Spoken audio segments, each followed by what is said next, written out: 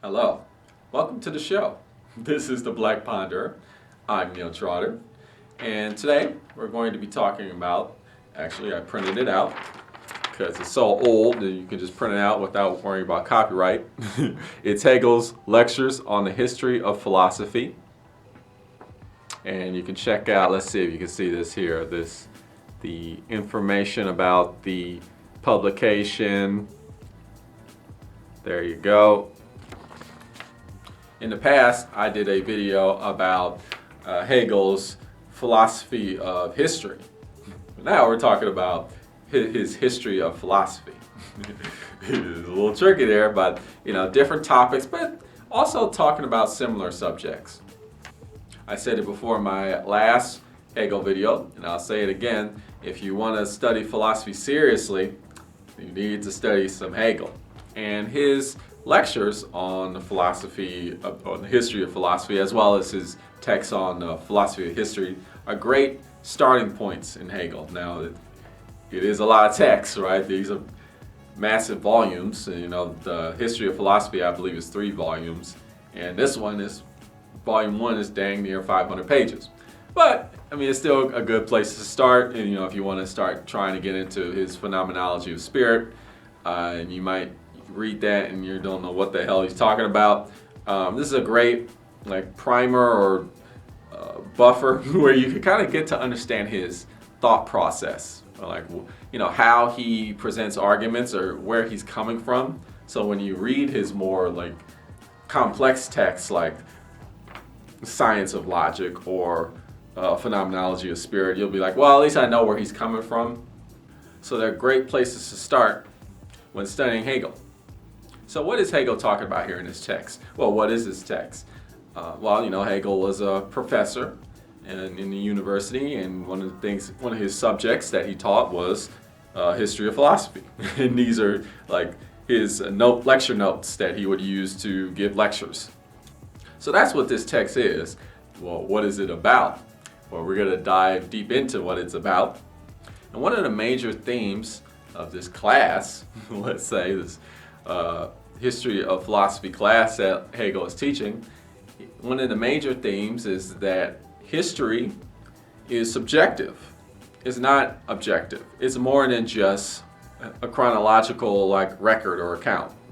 There's some subjectivity to that we need to pay attention to when we're trying to think about the history of philosophy. How has philosophy evolved over the ages? Well, there's more to it than that, just chronological account. Let's dive into some quotes, and we will discuss this. So in case you're following along, I access this for free. I'll link the link to where I got my copy from, and if you want to follow along or read it yourself, it's available online. And we're going to begin on the second paragraph here of our prefatory note. Okay, let me read you what Hegel says here.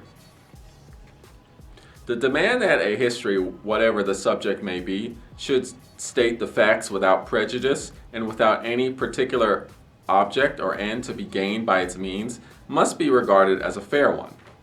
But with commonplace demand like this, we do not get far, for the history of a subject is necessarily intimately connected with the conception which is formed of it.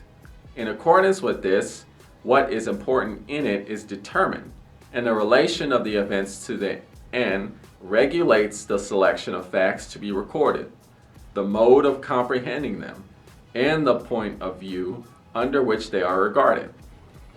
Hegel already brings up a very important note. That's definitely true to this day, right? You have people presenting you with facts, but how do you know that they're facts? In this day and age, you have people saying well, I could bring up any type of data to support my argument. You can bring up some data, but is it good data? Or is this data pushing some sort of agenda or some sort of idea across? How are these facts conceived? Meaning, what brought these facts about? What was the methodology behind bringing these facts forward? What was the inspiration or the motivation behind bringing these facts to light? These are all very important things to consider. when we're interpreting historical account or historical record or evidence or facts or anything like that. But I'll continue. This is the third paragraph here. It's the fourth line.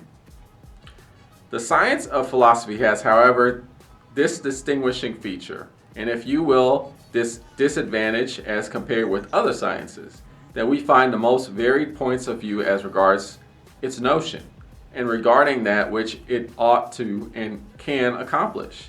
If this first assumption, the conception of the subject of the history, is not established, the history itself is necessarily made vacillating, and it only obtains consistency when it sets forth a definite conception. But then, in view of the various ways of regarding its subject, it easily draws upon itself the reproach of one-sidedness. And I put in my notes that I write on the margin, try to understand what's happening here. I put, history only finds meaning through its subjectivity, not objective facts. What is the meaning behind history? Right, I mean, this is what we're talking about. We talked about that in the other video, philosophy of history, but the history of philosophy, we still talk about this because Hegel wants for you to understand, like, look, I'm going to give you a historical account, but we got to pay more attention to the subjectivity of this historical account. How did this account come to be? We're going to keep going. And I'll just keep going where I left off. The drawback relates, however, only to an external consideration of this narrative. There is another and greater disadvantage allied to it. If there are different notions of the science of philosophy, it is the true notion alone that puts us in a position to understand the writings of philosophers who have worked in the knowledge of it. So I'll stop here. Let me share with you what I wrote on my notes. How is the true notion determined? Is such true, quotation, notion imposed upon by a special group? So in this translation, we have this word notion and it's capitalized, so it's some sort of like idea, it's concept. I honestly kind of don't like to dwell in like these code words or these terminologies, these kind of like almost jargon that philosophers tend to use and create, just kind of to make themselves kind of fancy. I like to just focus on the idea and the concept, which I think can be explained without a lot of that jargon. So I would just say, take it as the word means, just in a dictionary. Notion, like what is this history of philosophy implying, right? I'm implying something when I give you a historical account, this notion that I'm giving you, but somebody else might give you another historical account, which gives you of the same series of events, and they might have a different aim, a different objective, right? Which creates a subjectivity. So it's this idea that there's a notion behind giving you this historical account. There's a notion, and there can be different notions. So in this way, history is subjective. But I'll continue where I left off. Let me continue. For in thought, and particularly in speculative thought, comprehension means something quite different from understanding the grammatical sense of the words alone, and also from understanding them in the region of ordinary conception alone. Okay? So it's not just about, the account. There's more to it than that. But so people have different, I will say, notions. This is the word Hegel uses, capital letter. There's a notion behind historical accounts, and they're different. So what is the true notion? Okay, and how do we determine which notion is true? Okay, this is important. Here we're on page Roman numeral 16, and this is the end of the first paragraph here. When the notion of philosophy is established, not arbitrarily, but in a scientific way, such treatment becomes the science of philosophy itself. For in this science, the peculiar characteristic is that its notion forms the beginning and appearance merely, and it is only the whole treatment of the science that is the proof. and indeed, we may say the finding of its notion, and this is really a result of that treatment. There's all these various historical accounts, specifically of philosophy, which is what this series of lectures is about. And Hegel's saying like, well, there is a true account, there is a true idea implied by the historical account of the philosophy that I'm telling you. So I'm thinking in my mind, okay, how are you determining which account is true, Hegel? And like, you know, you have this notion that you think is true. Well, why? Why do you think that's true? Mm-hmm. So let us examine the methodology of the science for its validity. You know, let's really sit down and think about what Hegel is talking about and why is he saying these things. Let's dive into Hegel's notion. So now we're in the introduction, and this is the end of page 3.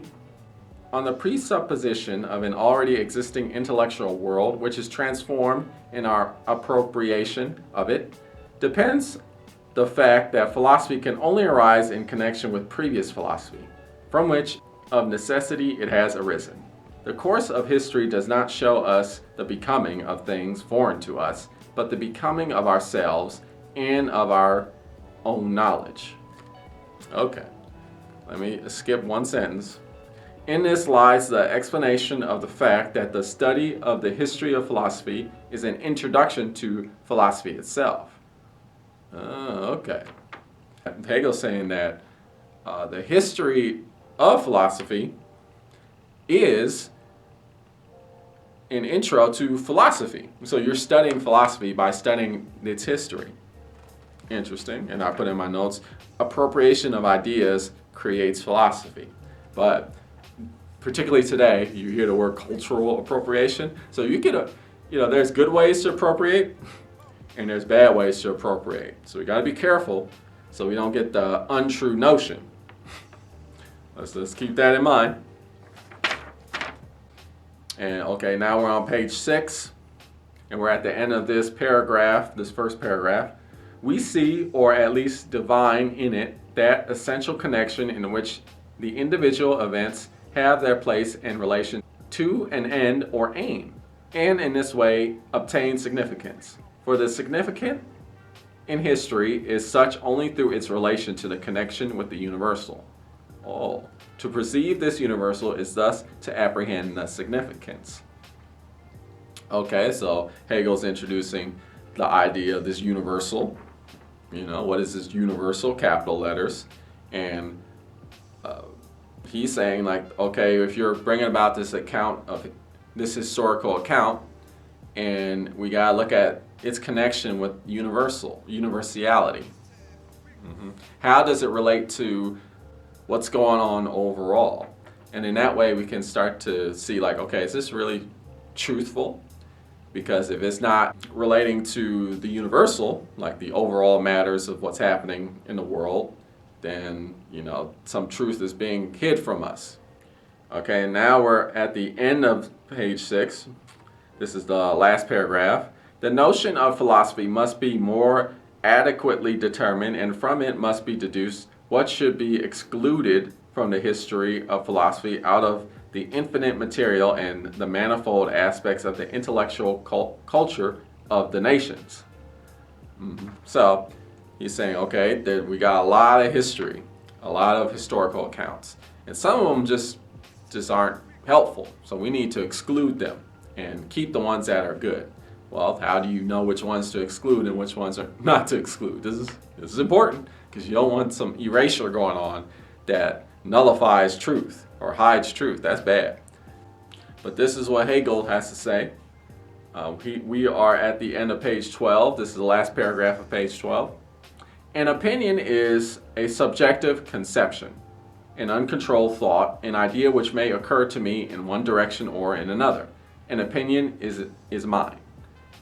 It is in itself a universal thought which is existent in and for itself. But philosophy possesses no opinions. No opinions. For there is no such thing as philosophical opinions. Really? Okay. When we hear a man speaking of philosophical opinions, even though he be an historian of philosophy itself, we detect at once this want of fundamental education.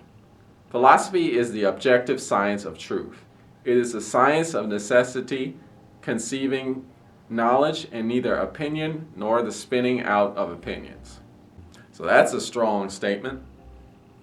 So there's no opinions in philosophy, or what Hegel argues, true philosophy. True philosophy has no opinion, so true philosophy is objective. Okay, I don't know about that, Hegel. But let's continue. Maybe it has to do with how it relates to the universal. If a person speaks a philosophical idea and it relates to the universal in a constructive way, then it is not an opinion. Okay, let's see where that idea goes. But here we are on page 14. This is the end of the first paragraph on that page. It is true that personal conviction is the ultimate and absolute essential which reason and its philosophy, from a subjective point of view, demand a knowledge. But there is a distinction between conviction, when it rests on subjective grounds such as feelings, speculations, and perceptions, or, speaking generally, on the particular nature of the subject, and when it rests on thought proceeding from acquaintance with the notion and the nature of the thing. In the former case, conviction is opinion. So what is Hegel saying here? So objective philosophy, philosophy is when an idea rests on thought proceeding from acquaintance with the notion and the nature of the thing. And if it's not doing that, then it's subjective and it really isn't true philosophy. Okay. So the thought is in acquaintance with the notion. So there is this true notion. Again, how do we figure out what this true notion is? And when we're talking about notion, we're talking about the objective of the universal. All right. When we say universal, we're talking about, human nature overall, or like the existence overall. Where is it ultimately going? Where is it ultimately going? There is an answer to that. It is going somewhere. This is what Hegel argues. Or maybe it's going nowhere, and that's the true objective. That is, it has no objective. So a philosophical idea needs to be in acquaintance or aligned with that universal objective, that notion, that true notion. Okay, and if it's not doing that, then it's just some subjective idea, and it's just your opinion, and it doesn't apply to like what's actually going on, the true notion. This is what Hegel's talking about. Okay, this is Hegel's argument. But now we're going to go on page 15, and this is the end of the second paragraph. An individual only knows the truth in so far as he reflects and not as he walks and stands, and that the truth cannot be known in immediate apprehension and perception, whether it be external or sensuous, or whether it be intellectual perception, for every perception as a perception is sensuous, but only through the labor of thought. Okay, so what Hegel's saying here is truth can only be determined by really sitting down and thinking about it very deeply. Okay, and it takes a while. You don't know it immediately, and the reason why this is because you have to understand or comprehend, at least to a certain point, where the universal is going. Okay, and you have to be like, okay, how does this relate to the universal? And that's what this notion is, and that takes time. And Hegel argues that's what philosophy is. This is like the end of page 18, like literally the last sentence of page 18 going into 19. But it is really important to have a deeper insight into the bearings of this diversity in the system of philosophy. Truth and philosophy, known philosophically, make such diversity appear in another light from that of abstract opposition between truth and error. The explanation of how this comes about will reveal to us the significance of the whole history of philosophy.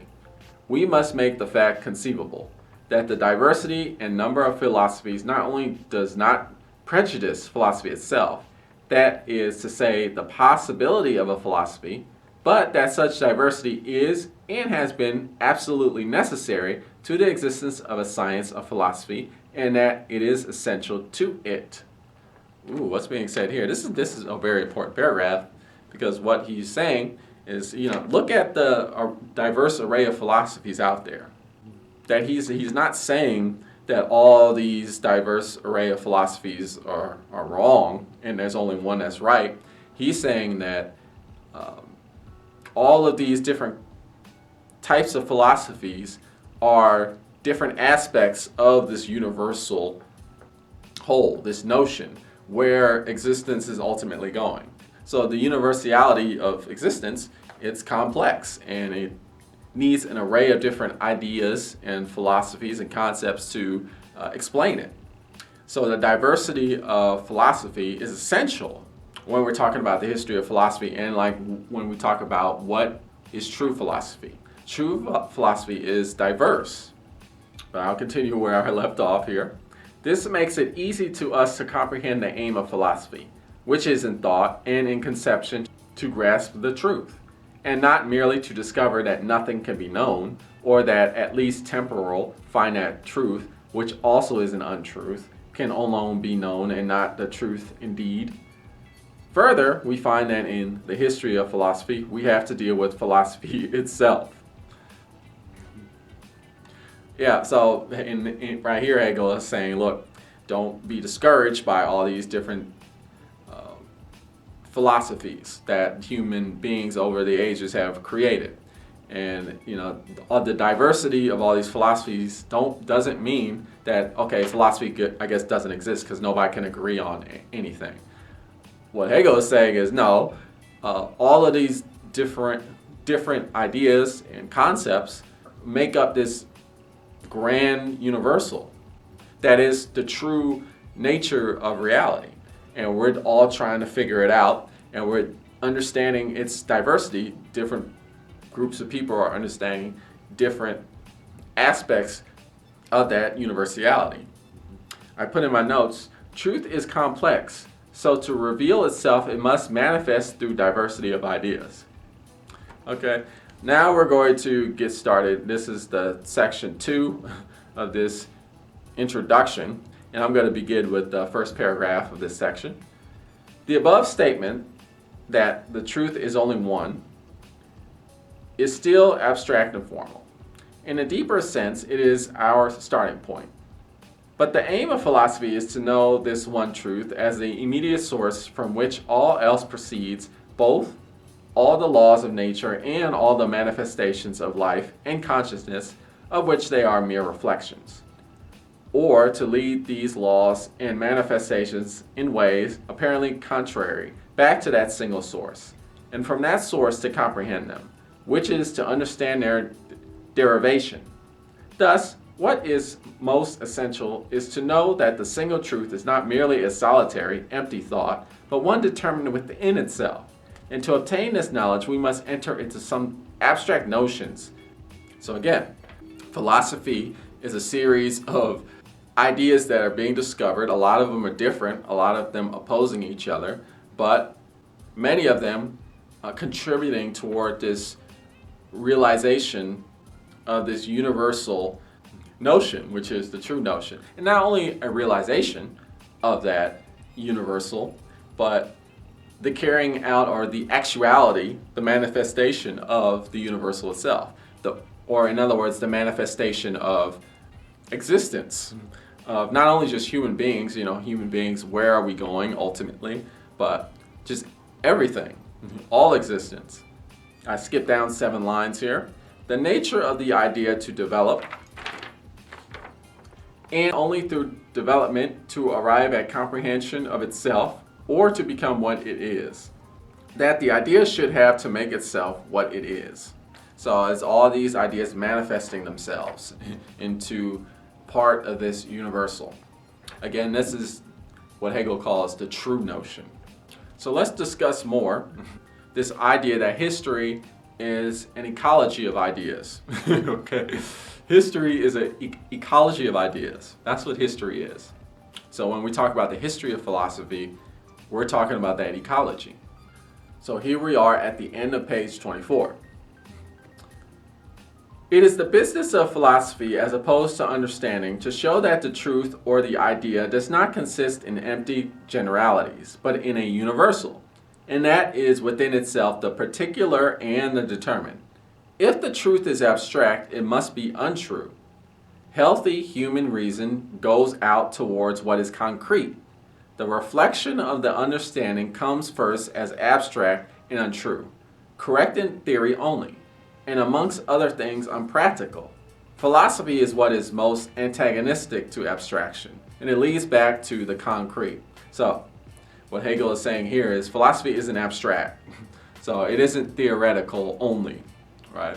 Philosophy only becomes true, or ideas only become philosophy when they can become practical, when they contribute to this universal, to the progress of human advancement, for instance, or just the exact goings of where existence is headed, right? Philosophy can't be abstract alone. True philosophy is concrete, it's applicable, it's relevant. It isn't just in the realm of thought. So I skip down 4 lines.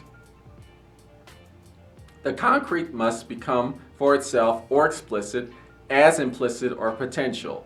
It is only differentiated within itself, not as yet explicitly set forth, but still in a state of unity.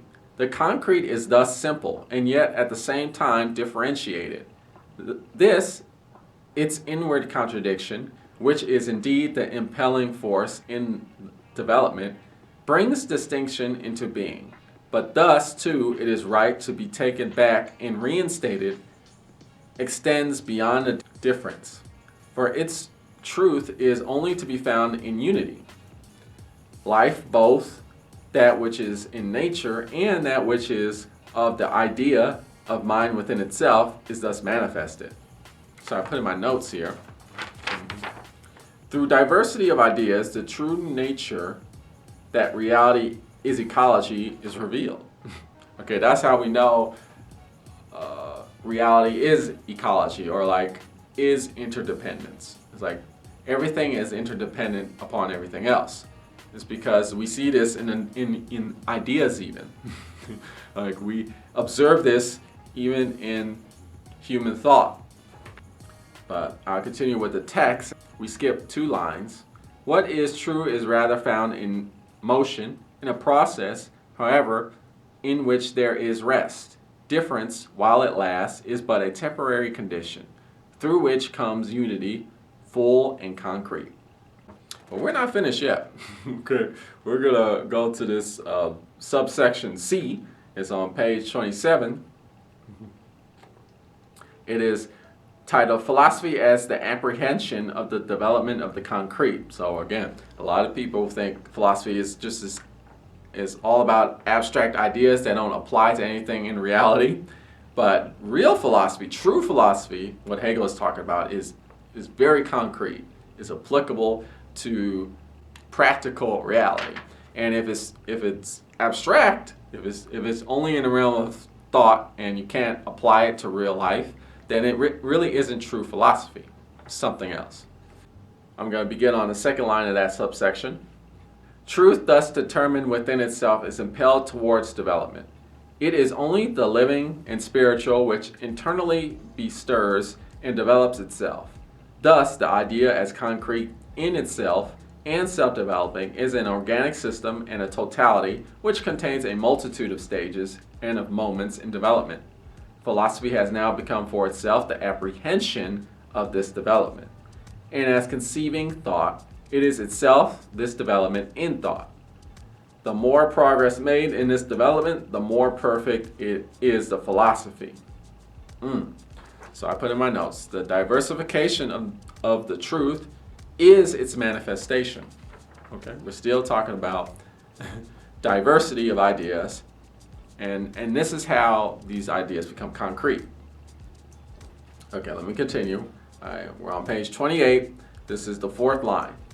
In philosophy, the going out of the idea in course of its development is not a change, a becoming another, but really is going within itself, a self-immersion. The progress forward makes the idea, which was previously general and undetermined, determined within itself.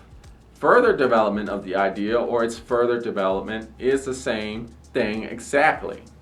This diversification of ideas becomes immersed in reality. And in this way, it's carried forth and contributes to the universal. So the different ideas throughout the ages come together and build upon themselves. And we see this, right? I mean, Hegel was inspired by who? Socrates, right? You know, we have like ancient Greek philosophy, and that is used by continental philosophy, right? And then we have existentialism. I mean, I'm just throwing out different philosophical schools of thought or genres. You know, you got existentialism, which builds on continental philosophy and ancient Greek philosophy. You know, you got, for example, transcendentalism, which builds upon Eastern philosophy. These different ideas, concepts within philosophy build toward a universal. Let me skip down 2 lines.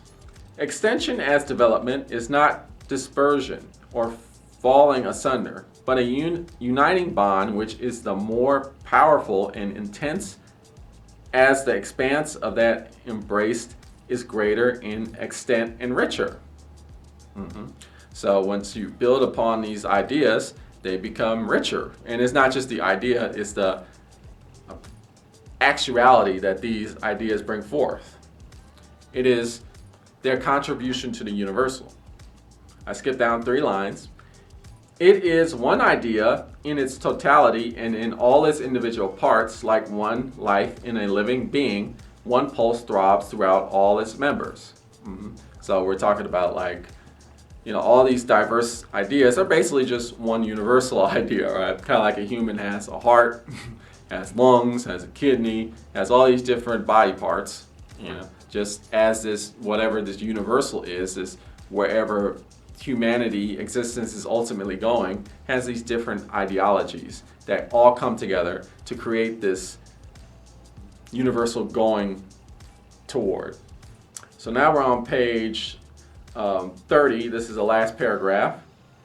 The study of the history of philosophy is a study of philosophy itself. We said that, we're going to repeat it, it's important. Let me skip down 2 lines.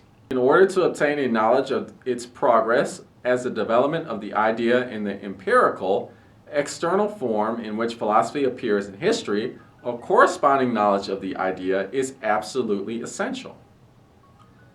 Else, there is presented to the vision devoid of idea only a disarranged collection of opinions.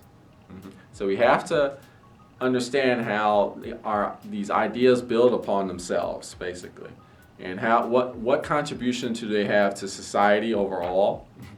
And in this way, we're able to like develop factual information, practical information, true information.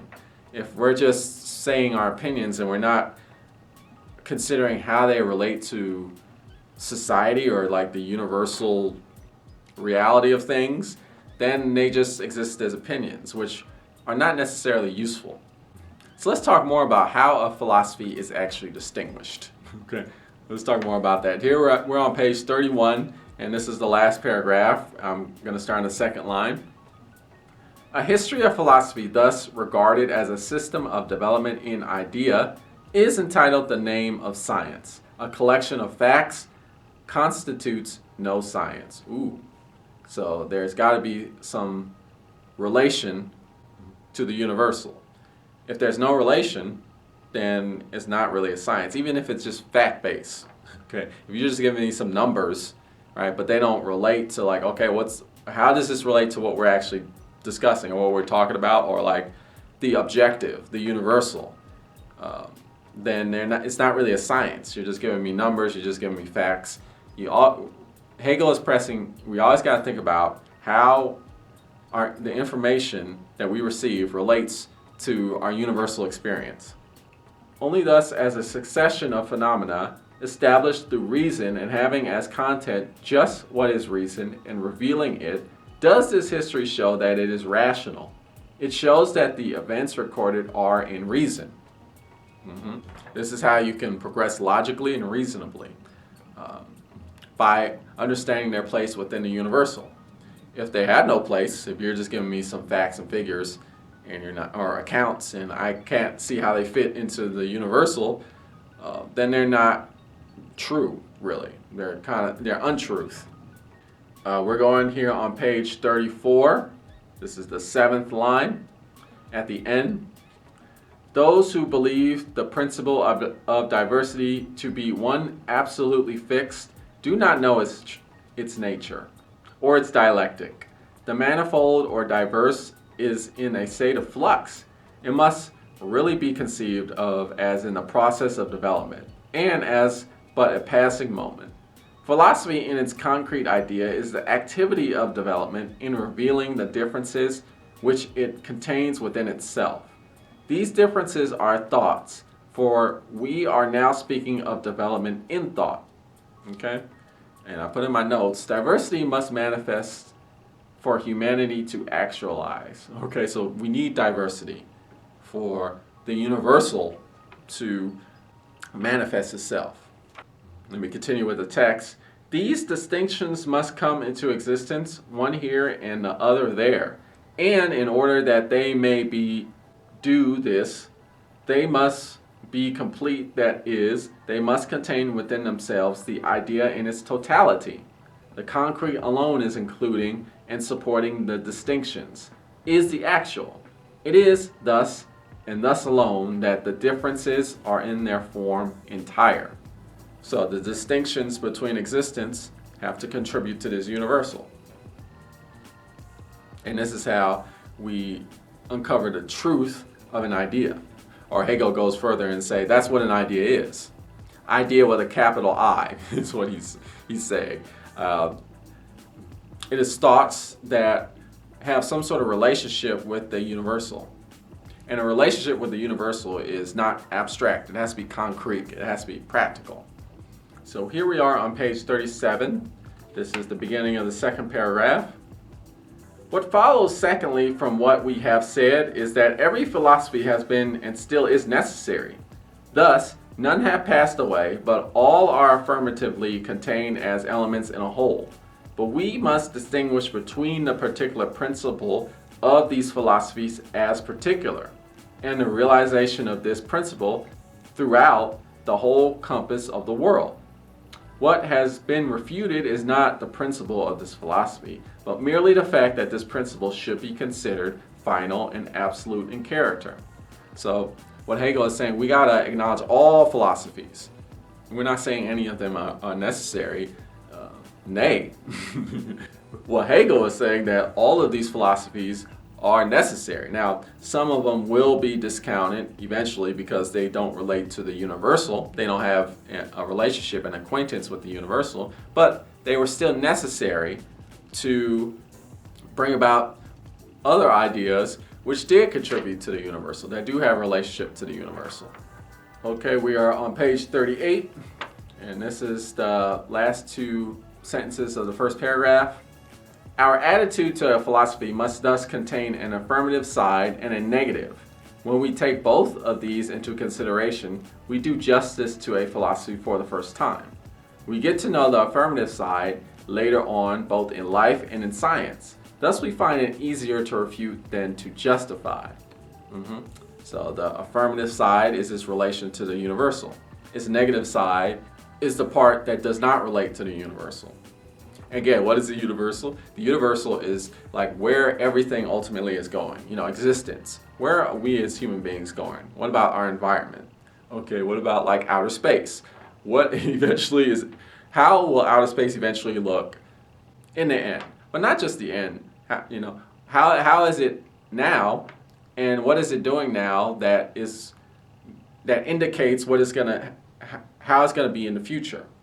Or when you look at an environment in the past, let's say the ocean, and then you look at its totality, like, okay, I see that the ocean was this in the past, and that explains why it's this in the present, and now I can determine what's going to happen to the ocean in the future. This is the universal. This is what the universal is. So the future, where it's ultimately going, that is a true notion. So let's continue. Okay, we're on page 39 here. We're on the 11th line. Okay, the effects produced and work performed are not again destroyed or interrupted by what succeeds, for they are such that we must ourselves be present in them. Okay, we're continually repeating the same thing, which is important. Teaching, one of the most important things about teaching is repetition. So it's good. We're saying the same thing over and over again in slightly different words so that we can understand it better. But let me skip down 5 lines. Such knowledge is thus not learning merely or knowledge of what is dead, buried, or corrupt. The history of philosophy has not to do with what is gone, but with the living present. Okay, when you read about old philosophies, you're not reading about things that are irrelevant. What you're reading is how things are the way they are today. And I put an interesting thing in my notes here. Okay, this is important also to consider. This is why philosophies of hate reemerge. Okay, when we have ideologies of hatred, racism, sexism, homophobia, such and such, they never seem to go away. Discrimination based off of religion. We think they're gone, and then all of a sudden they pop out of nowhere. And like, what happened? Well, they never went away. They're always with us, and they are part of this negative philosophy, right? This negative side of philosophy, this part that doesn't relate to the universal. So this is why what Hegel is saying is important, because you have to realize both the negative and the affirmative side of philosophy, and you have to be aware of the negative side, because it'll keep coming back, because it never really goes away. So we're on page 42 now. This is the beginning of the second paragraph. It must also be recollected that we must not hesitate to say what is naturally implied, that the idea as comprehended and shown forth in the latest and newest philosophy is the most developed, the richest and deepest. I call this to remembrance because the designation, new or newest, of all in reference to philosophy has become very common by word. A fashion philosophy. So what Hegel is saying here is like the newest philosophy is not error-free. Be critical, like I was saying. You gotta look at the negative aspect of a philosophy and the affirmative. How does it relate to the universal? Okay, and the old ideas never really go away. They're always there. We just have to always be cognizant of how do they relate to the universal. And if they don't, they're not contributing to progress. We gotta do away with them. A second consequence has regard to the treatment of the older philosophies. Such insight also prevents us from ascribing any blame to the philosophies when we miss determinations in them, which were not yet present to their culture. And similarly, it prevents our burdening them with the deductions and assertions which were neither made nor thought of by them, though they might correctly enough allow themselves to be derived from the thought of such a philosophy. It is necessary to set to work on an historical basis. So what's being said there? I refer to my notes. Historical context is critical in philosophical analysis. Again, that's another thing that people don't really pay attention to, the context. So really what context is referring to is the notion. What notion is this history, this philosophy coming from? Okay, and if it's not contributing to the universal, then it's a false notion. But if it is, in some way has a relationship with the universal, then it is a true notion. It's the context, that's what we're talking about here. How it relates to everything else. We're still on page 44, and this is the beginning of the last paragraph. We are too apt to mold the ancient philosophers into our own forms of thought. But this is just to constitute the progress of development. The difference in times, in culture, and in philosophies depends on whether certain reflections, certain thought determinations and certain stages in the notion have come to consciousness, whether a consciousness has been developed to a particular point or not. The history of philosophy has simply to deal with this development and bringing forth of thought. Okay? And again, we're just saying, we're just repeating the same thing, which is important. How do these ideas relate to where we are now and where we are going? This is critical thinking, right? Which is very important. And this is what the history of philosophy needs to focus on. Now we're on page 45. I begin on the third line. Each philosophy is a particular stage in the development of the whole process and has its definite place where it finds its true value and significance. Its special character is really to be conceived of in accordance with its determination, and it is to be considered with respect to this position in order that full justice may be done to it. I'm going to skip down 6 lines. Every philosophy belongs to its own time and is restricted by its own limitations, just because it is the manifestation of a particular stage in development. Basically, historical context. Think about the context of something, and you got to focus on that. You know that we're not saying you need to give excuses or validate philosophies that may be like wrong in the sense of like illogical or maybe they're unethical, but when we're talking about philosophies, you always got to understand the historical context or the notion. Right. How are those ideas relevant to today? And Hegel argues that they are relevant to today. All ideas are. Maybe they're relevant that we have completely disregarded them. And we've learned from mistakes that were made by implementing those ideas, but that is relevant, right? We learned and we improved. So I put in my notes, each stage of human thought in history needs to be critically analyzed as to how it contributes to human thought as a whole. Yeah, that's what Hegel is saying. But okay, we're going to go to page 48. This is the 8th line. We must know in ancient philosophy or in the philosophy of any given period what we are going to look for. Or at least we must know that in such a philosophy there is before us a definite stage in the development of thought, and in it those forms and necessities of mind which lie within the limits of that stage alone are brought into existence. Okay? Historical context or notion. This is what we have to be paying attention to. Okay, so I'm going to start here on page 72. This is the 6th line of the 2nd paragraph. There is only one spirit. Okay. Again, he capitalizes spirit, or this translator does that, trying to convey Hegel's message. The universal divine spirit. Not that it is merely everywhere.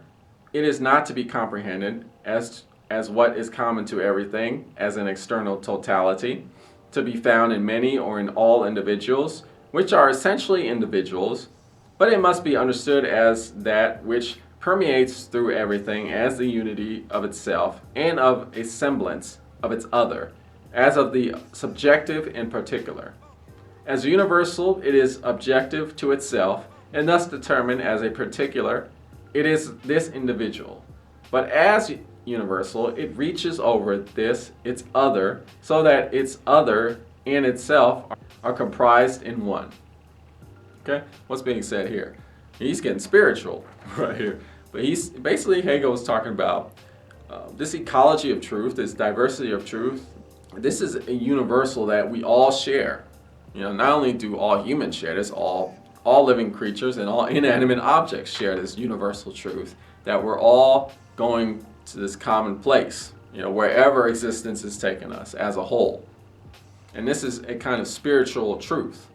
So in this way, spirituality exists. It is this universal. The true universality seems popularly expressed to be to what is common to the universal itself and to the particular. A division is formed in the understanding of itself, and the spirit is the unity of what is understood and the understanding person. The divine spirit, which is comprehended, is objective. The subjective spirit comprehends. Okay, so not only are we discovering the ecology of actual existence, that we are building upon our ideas to move forward, but also this idea that there's a affirmative and a negative. There's this other, right? And again, we're talking about like, okay, the ideas and the philosophies and the concepts that bring us away from the universal, that take us away from where we're ultimately going. We do that, and then we discover that, okay, that's something that happened that we need to like avoid, and that is our other, like that, or that's the spiritual other that we share. That is that negative side, and we stick to the affirmative, where we're ultimately going. So philosophy is needed today to justify the meaning behind our beliefs, okay, or like to understand where we are, where we've been, and where we're going. Okay, philosophy is needed for this. We're on page 78. This is the 7th line of the 2nd paragraph. Philosophy permits full justice to be done to the content of religion through the speculative notion, which is through thought itself. For this end, the notion must have grasped itself in the concrete and penetrated to concrete spirituality. This must be the standpoint of the philosophy of the present time. When that spirit comprehends itself in philosophy, it also comprehends itself in that form which formerly was inimical to philosophy. Hegel argues like we need to apply this to religion too. We need to apply this to all aspects of spirituality, because philosophy indicates to us the spiritual, this universal that we all share. So what we've all said thus far, that needs to be taken to the spiritual as well. We need to apply this to religion. So I'm going to read this quote from page 115, and we're at the end of that page here. It is thus that the self-developing reason in the history of philosophy makes of itself an end, and this end is not foreign or imported, but is the matter itself, which lies at the basis as universal, and with which the individual forms of themselves correspond.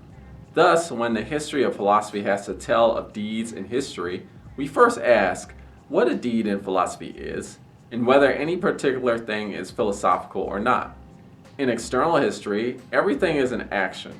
Certainly there is in it what is important and that which is unimportant, but action is the idea immediately placed before us.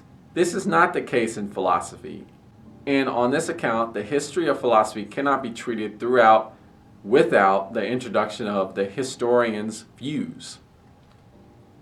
So what's being said is we got to take into consideration the historian's views. The person that wrote the history, okay, we got to understand what is their notion, what is their context, okay? And, we got to understand that philosophy is really all action. It really is. It isn't just ideas. Philosophy that claims that it's all about ideas that's too abstract, that you can't relate to the practicality of reality, that is untrue philosophy, Hegel argues. Another thing Hegel argues is that philosophy that doesn't apply to the universal, where we're all going, if it calls back to mistakes made from the past or things that happened in the past which prevented us from moving forward, okay, that's untrue philosophy. So we have to ask ourselves, when we consider philosophy and various different philosophies, well, what's the deed of this philosophy? What's the action behind this philosophy? What are people doing under this philosophical point of view? What actions are they doing, right? Are they actions which bring people backward or bring progress backward, or are they actions that contribute positively to society? That's how we can tell whether a philosophy is true or untrue. And when we talk about history of philosophy, the chronological account of philosophical ideas over the ages, we have to also take all that into account as well. How has it contributed to the progress of humanity?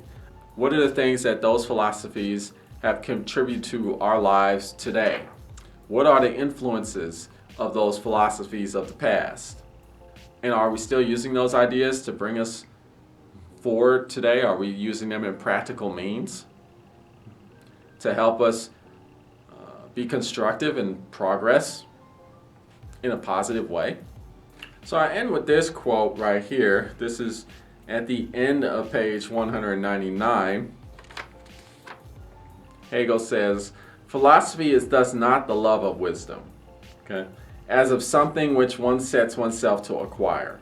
It is no unfulfilled desire. Philosophy means a man whose relation to wisdom is that of making it his object. This relationship is contemplation and not mere being, but it must be consciously that men apply themselves to this." So philosophy is not just the love of wisdom.